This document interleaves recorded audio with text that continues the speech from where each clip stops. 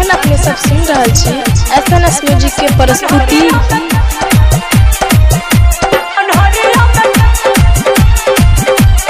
presented by Maa music recording studio Ladania. DJ Sunil Raj Madhubani.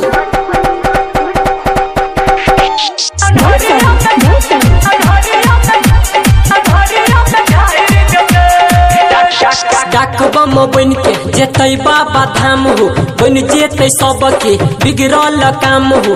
डाकबम बन के जेतै बाबा धाम हो, बन जेतै सबके बिगड़ल काम हो। सबसे पहले पहुँच जेतै हो मधुबनी के कांवरिया, जलन हरिया में ढार देतै। दरभंगा के कांवरिया जलन हरिया में ढार देतै। presented by Maa music recording studio Ladania. DJ Sunil Raj Madhubani.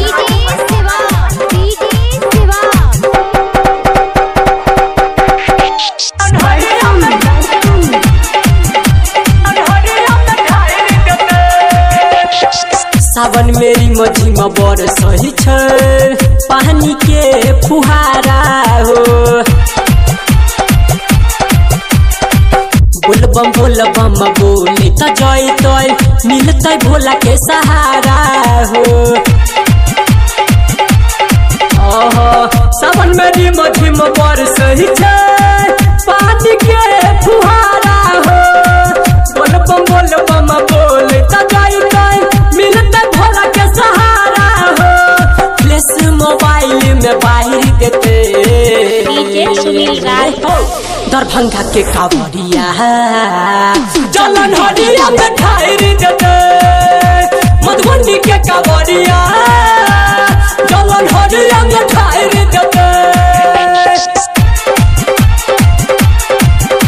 Madhubani के कांवरिया डीजे सुनील राज मधुबनी।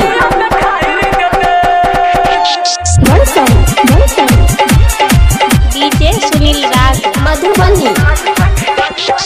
नाचे त गाबै त सब कोई जैतै, पीतै बाबा के बूटी हो।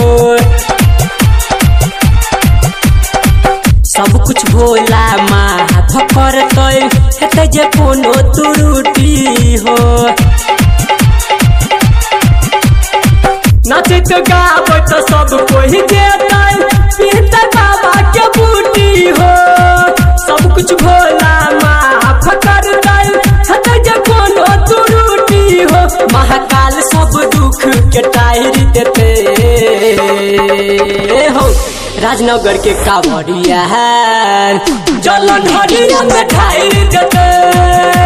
कुशेश्वर के कांवरिया जलन हरिया में ढार देतै। डीजे सुनील राज लोहा मधुबनी।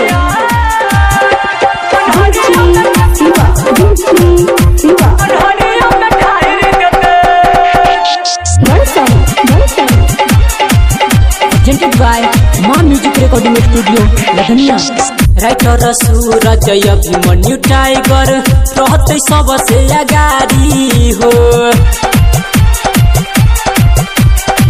संदीप सुमन जल ढरे तैल सबके बारी बारी हो।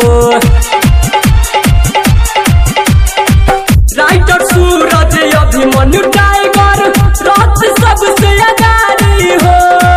संदीप सुमन जल ढरे तैल सबके बारी बारी हो। रंजित राज के जिनगी ताहिर देते हो। सहरसा के कांवरिया जलन हरिया में ढार देतै। खगड़िया के कांवरिया जलन हरिया में ढार देतै हो बाबा। डाकबम बन के जेतै बाबा धाम हो, बन जेतै सबके बिगड़ल काम हो। डाकबम बन के जेतै बाबा धाम हो, बन जेतै सबके बिगड़ल काम हो। सबसे पहले पहुँच जेतै हो दरभंगा के कांवरिया जलन हरिया में ढार देतै। मधुबनी के कांवरिया जलन हरिया में ढार देते। डीजे सुनील राज लोहा मधुबनी।